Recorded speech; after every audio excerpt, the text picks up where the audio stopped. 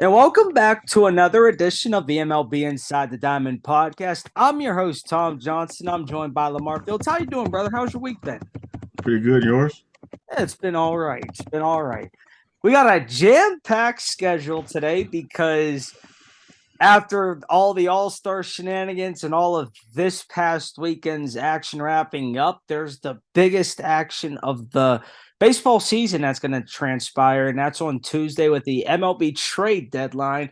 And little to our knowledge, there have been a few splashy trades that have rocked the Major League Baseball landscape. We're not going to individually go through all them, but we're going to go through the ones that really have just surprised a lot of us in the least. But they all have one common theme into them, and that's the Texas Rangers. So, LaMarr, I really want your thoughts based off of every trade that has happened so far. We have seen two starting pitchers go to the Texas Rangers, and one of those is Max Scherzer.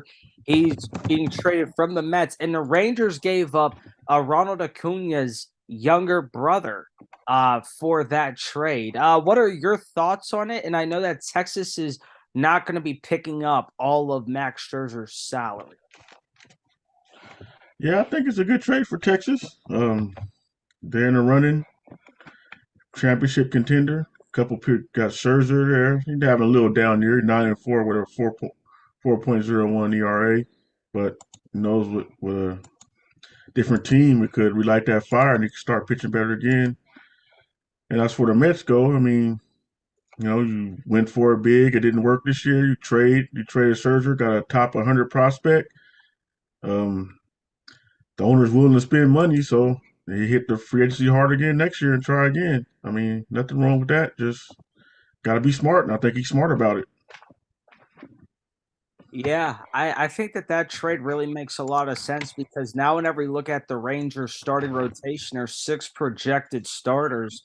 But you honestly have a great 1-2 combination with Nate Eovaldi and then Max Scherzer. And I think it also puts another point because Max Scherzer does have that third year option that is being picked up from what a lot of Yeah. reports are indicating. So it's gonna be interesting. I mean, that's I'm not going to sit there and sugarcoat it. It is a lot of money on what Scherzer is going to be making this year and next year. But I think whenever you look at it, it actually might relight a fire into him because whenever you go to a market like New York, you sometimes a lot of players like they might say they can't feel the pressure, but there's pressure there to win. Whereas like you go to a laid back like division like the AL West where you have the Rangers and, they're in that division, they're in the thick of things and so on and so forth. You got Bruce Bochy, who is a Hall of Fame coach regardless, but I honestly think that it really adds an up tempo because in a lot of ways, the Rangers making the moves that they just made, it really says we're going for potentially to win the pennant this year in the AL. And, I think they have a legit shot. I mean, right now projecting in the AL West, you really only have what the Astros as your sole contender really that's going to try to go after you. But other than that, you really don't have that many teams. And it's that to me, the Rangers kind of just control their own destiny. But I totally agree. The trade is pretty solid on both ends. The Mets get a prospect that they can really utilize in the years to come. And the Rangers get starting pitching that they are actually looking for. Yeah, the Rangers also got Jordan Montgomery too from the Yep, Cardinals. from St. Louis. Another solid starter. So they going all in. I think that tells you a lot that hey, like they see that they probably have the offense. It's just they need an extra pitcher or two to really back that up. And if they do, I wouldn't be surprised if Texas really starts to run away with things in the near future. I mean, it's one of those things. I think what it goes to show is all that money that they've spent the past two off seasons and so on and so forth with some of those guys in the starting lineup, and then what they have in pitching. I think it's going to accumulate to something that I don't think a lot of people seen coming in, and that's a great thing because I think that's what's going to keep fans coming back to Major League Baseball. Every single week Major League Baseball, is pointing to rises in ratings for television games and also in attendance. And I think it also has to deal with these teams that normally wouldn't be in it, and they're in it. And it's also dealing with a lot of the rule changes, but I think it's just dealing with the fact that you have teams that never really in it all like that, and the fact that they Mhm. are, it makes fans want to tune in because you got a team like the Yankees that's all the way in last place in the AL East, but you got a team like Texas that is in the thick of things in the AL West, so it stands out. Mhm. Now, as far as any other trades, because I know I'm going to talk a little bit about the Pirates trade with Carlos Santana to the Brewers, getting like an 18-year-old shortstop in return. I honestly just view it as it's a salary dump for Bob Nutting. I think that in a lot of ways he in his front office were willing to just do whatever trade went down to like get that salary off the books. And I'm not here to say it's a good or it's a bad trade, but I don't see the purpose of getting a shortstop when you have six shortstops right now in the pipeline that do not include Key Bryant Hayes. So it's kind of a little iffy, but Well, I get it. The guys in the veteran stages of his career, and like it's not like he was going to help the Pirates win or anything like that. But I mean, I get it. But sometimes I just think that maybe it's better off if that trade is just not made. But me being a Pirate fan and knowing how Bob Nutting operates from time to time, it's like this guy will go at all lengths in many people's opinions to just dump salary and just get stuff off the books. But it is what yeah. it is, but overall, any other trades that you wanna talk about, as of now? Not really. Those were two that really stuck out to me. Dodgers made a couple moves, getting Lance Lynn and Joe Kelly. I think that helped them solidify their pitching staff a little bit. Yep. But nothing too major just as yet. Angels got Lucas, can't pronounce his last name. Uh, Gelati or whatever how you pronounce his last name. Solid move for them. But and Dodgers also got Kike Hernandez. That was a pretty good pickup. Yeah, and he's back in LA. Yeah. So yeah, we'll see. Still got till Tuesday, so I'm expecting some more teams to make some moves, especially with the way the NL wildcard race is all bunched up. It's crazy right now. They got it's one, two, three, four, five, like 6 or 7 teams all in half a game of each other. So it's crazy. I think that's what's gonna make some teams say, "Should we make a move?" Because you never know what move you might make that's gonna, be the move Could that be, could yeah, actually put you over. And the thing about the trade deadline that I like is you see a lot of fireworks happening on Monday and on Tuesday up until the trade deadline. So yeah. it's ultimately, I feel like we've seen the fireworks, but we haven't truly actually seen the fireworks because you never know. The Mets could trade Justin Verlander. Yeah, There's a lot of scenarios that could go down. yeah. I'll be interested to see what they do with Verlander. He's actually, yeah, he won today. Went 5 and 1/3 innings.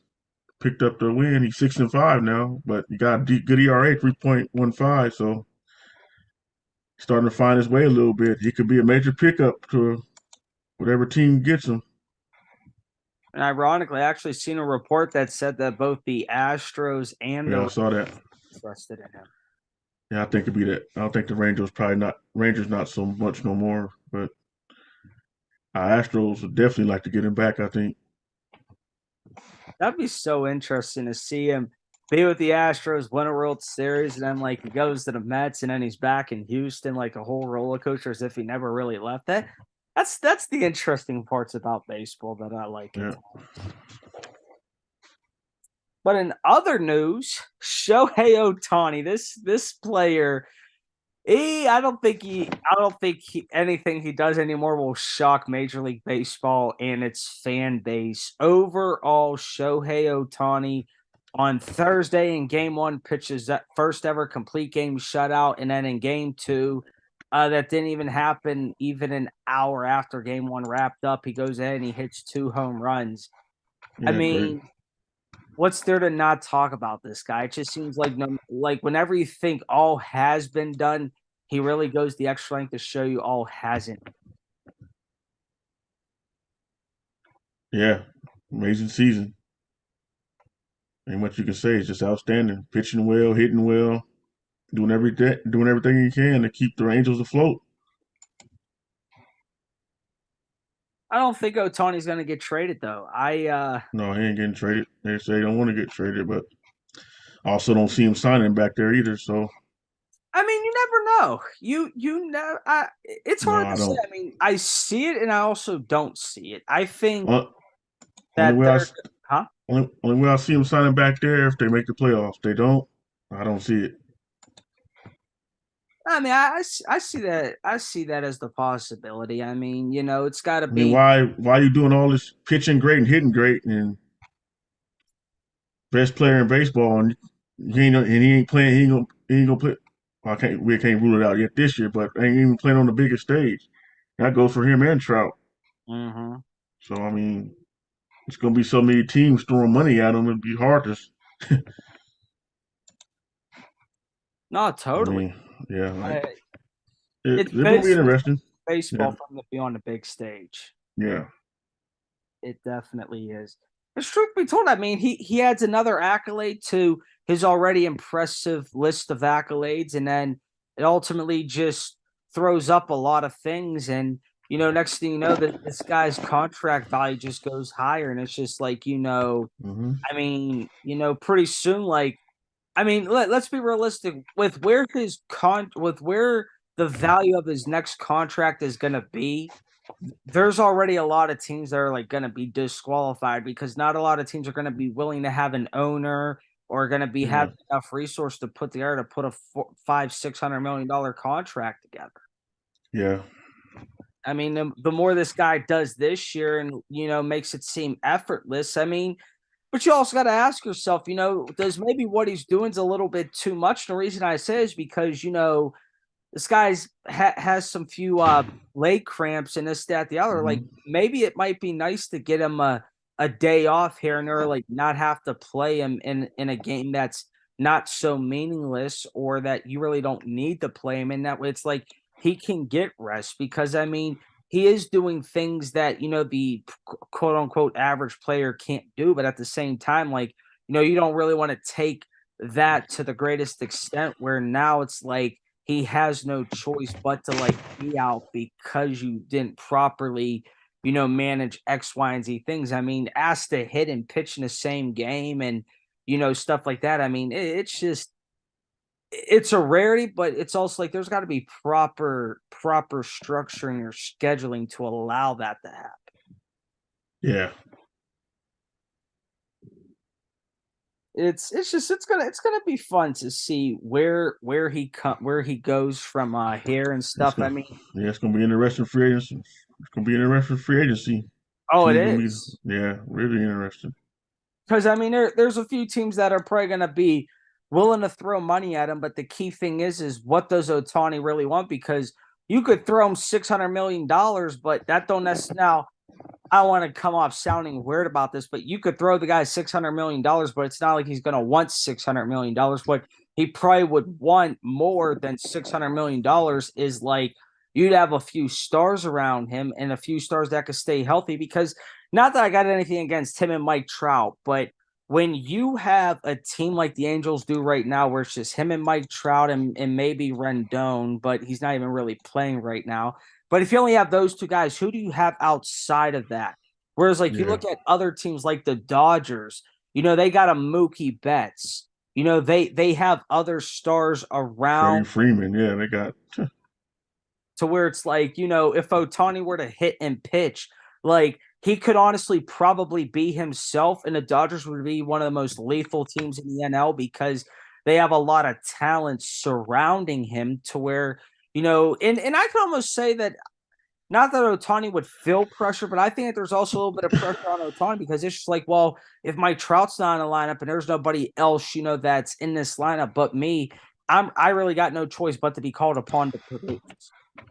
Yeah, And it could be a taxing situation. So it's gonna be interesting to see how the rest of this season unfolds. I mean, I would love it for the Angels to get in, and I would love for them to, get what they need to get, because then that would be good. But at the same time, I mean, I would like to see Shohei Ohtani be able to do Shohei Ohtani things and win. And because I mean, winning's not everything, but it at least is showing that the work you're putting in is generating you a result that you'd like to see. That, Yeah. you are surrounded by a team that there's not just you and one other star, but there's you and a few other stars. That way, hey, if you got to pick up the slack from time to time, that's great. But if you're the one that's constantly doing it with somebody else over a long stretch of time, there's a different issue there. And I think Arte Moreno knows the situation, but I mean, it's hard to say. I mean, only Shohei knows what he wants, and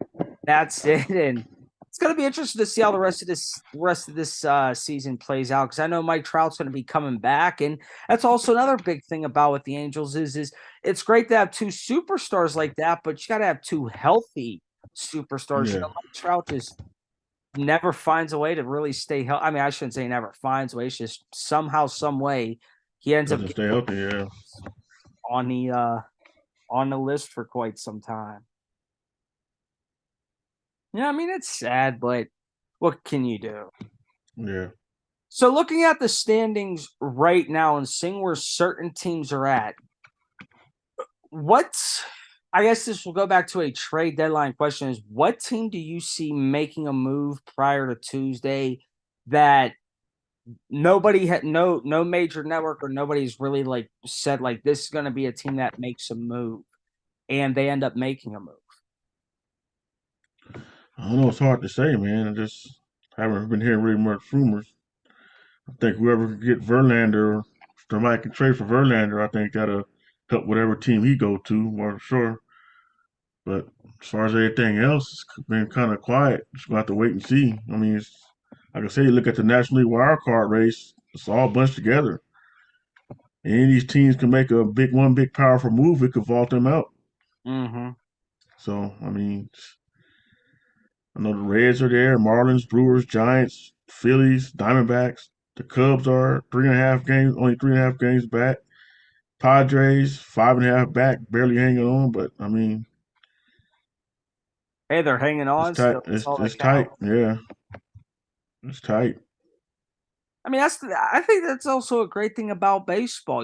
I mean, you're seeing that there's a lot of tight races. You're seeing that not that somebody just doesn't have the command in a division. You see that, well, but maybe besides the Atlanta Braves, but that's besides the point. But I Yeah, think that's honestly one of the reasons why baseball is seeing the record number of like, people watching games and people going to things, is because it's all interesting. Like yep, the same old board, like I ain't even gonna sugarcoat it. Me as a neutral fan, aspiring broadcaster, and just a fan in baseball, and I love the game of baseball in general. Seeing the same teams in it year after year, it just destructs your interest. But then whenever you see like, it's like the AL East, for example, Baltimore in the Tampa Bay Rays, like nobody thought that those two teams would be there. Like people knew Baltimore would, but like seeing like how the Yankees are in last place, and that makes people want to watch, because then it's like, oh well, what can really happen? And then you got like the AL West and where that's at, but then you also have like, the NL West, even though the Dodgers are, in some ways in it, like they don't legit have all it's said and done. It's all the yeah, fact that, it's what it is. And then, same thing with the NL Central and the NL East. I mean, even though I really just said that the Braves kind of have it patted down, but I kind of just like the way baseball is right now. yeah. You have it Pretty the way competitive. it is, and it makes fans want to watch. Yep. Who do you see as a team that's going to make some noise coming down the stretch? Because we got some weekend series we could talk about. I know that the Pirates actually just did take 2 out of 3 from the Phillies. I was there Friday night and there last night, and it's I see where the Pirates have got their downfall at. Because when you have a team like the Pirates do, where you have a fair amount of rookies on the team and guys that are youngsters, they don't quite have that experience yet. And during this time of year, that's where it could probably come back to bite them. And but it's also a learning experience to where they could take it into next year for sure. But ultimately, what's the team do you see that actually might be in the thick of things right now, and actually they might be on the downside, meaning they are probably going to take a downfall, and the downfall is going to get them. I don't. I very honest with you. I don't know, man. It's just so tight. It's just so things are so tight right now, man. You get a team will win like 4 or 5 straight. You're like, oh, here we go. Then the next thing they lose 3 straight. So Yeah. it's hard to say, man. I think it's just gonna come down the wire. Everybody gonna be playing nip and tuck because everybody playing good, hot, solid baseball. I mean, the Giants. The Giants had a streak. Okay, who were Giants? Let me look at the schedule. I was talking about this with my buddies. So yeah, the Giants had no going in. The Giants had won 1, 2, 3, 4, 5, 6, 7. Had won 7 in a row. Had beat the Rockies twice. Swept the Pirates. Won the first 2 of the Red Series. Then they lost the last 2. And I was telling my buddies, okay, the Giants got the Nationals, Tigers, and the A's up. And they end up after winning 7 straight, they end up losing 6 straight and got swept by the Nationals. So it's like I said, man, go either way, man. Never know with these teams. Oh, definitely. It's all gonna come down to the wire. It's gonna be like some of these team matchups with each other. That's gonna be big series down the stretch, especially these wild card matchups. Oh, Let's totally. I see. mean, you look Be at like tomorrow. That's the big 4 game series with the Diamondbacks, Giants and Diamondbacks. That's a huge series. Mhm. Yeah, 4 game set in there in San Francisco. So yeah, that's gonna be a huge series. So yeah, it's gonna be interesting. Ooh, then the Giants got in all except in starting August 11th they play Texas. Texas then a three with Texas and then 3 with Tampa Bay. Then 3 with Atlanta. Then 3 with Philadelphia. Then another 3 in Atlanta. Then 3 against Cincinnati. So that's gonna be the stretch that's gonna make the Giants season right there. exactly. That's Yep, one that's thing I gonna. love about baseball season. It's Yep, like the stretches now are going to be make or break, yep, especially with less division games. Because whenever you yep. got less divisional games, like even just seeing like the AL West right now, like on my phone, okay, even between the Rangers and the Mariners, there's 6.5 games that literally separate 4 teams, and that's scary. And then whenever you look at the AL Central, I mean, even though it's not really a talked about division, though, you got between the Twins and the Tigers, you got 6.5 games that separate those guys, with the Guardians being a half game out, and then you Hmm. also look at the AL East, and I mean, realistically, I mean, I think if you look at the AL East, even the last place Yankees, they're only 8 games behind Baltimore.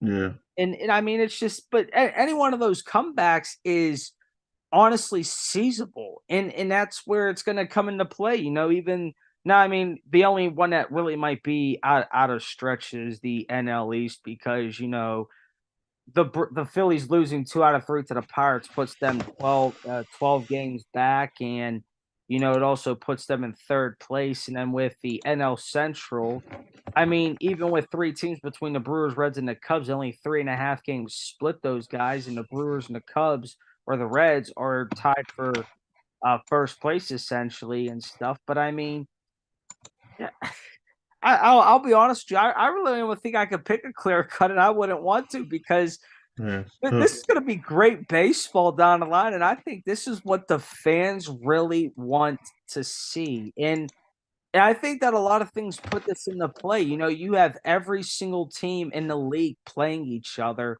whether it's at home or on the road.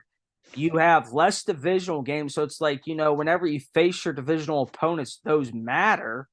And I also think it's just a culmination of, like, with the new league rule changes, like this honestly could only get better for Major League Baseball. I mean, I'm really thrilled to be a baseball enthusiast in general to see all of these games going down because like it's crazy because even though the Pirates came off of winning 2 out of 3 against the Phillies, they have the Tigers coming up this week. I don't know who they have Hmm. next week yet. I think they might have the Cardinals, but I'm not too sure. Pirates. Yeah. But it's just it's stuff. It's those kinds of stretches where you're gonna have games against teams that are in it, teams that are divisional opponents. But it's gonna make you want to bring the best out of you because that's what your job is as a team and stuff. So I mean, it's definitely gonna be interesting. I mean, it's definitely gonna be interesting. I'm gonna have some of my eyes as much as I can on the future Texas Rangers because now adding Mad Max to your rotation, man, I mean the glue can come off for him and it can look both real because I have so many I know a few Mets fans that say, oh, well if they trade him and he goes off, that looks bad on the Mets. And I'm just like, no, No, it because don't. I was like, what happens if he goes off? But then what happens if Acuna actually goes off for the Mets too? Like, it's actually a win-win. I mean, maybe it's just It don't matter. If he go off, he go off. He wasn't doing that for the Mets, so I mean, it is what it is. exactly that. Yeah, That's it can't. I It's what it's about what you done for what you done for with the Mets, not what they done for the Rangers. As far as the Mets go, if he goes to he goes to Rangers pitch well, you tip your cap, and you free up.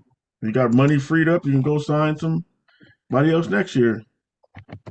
exactly. I mean, that's all you really can do. I mean, and to be Yeah, honest with you, I think whenever you look at trades and how they happen, I think that there are just certain guys that are just like, you know what?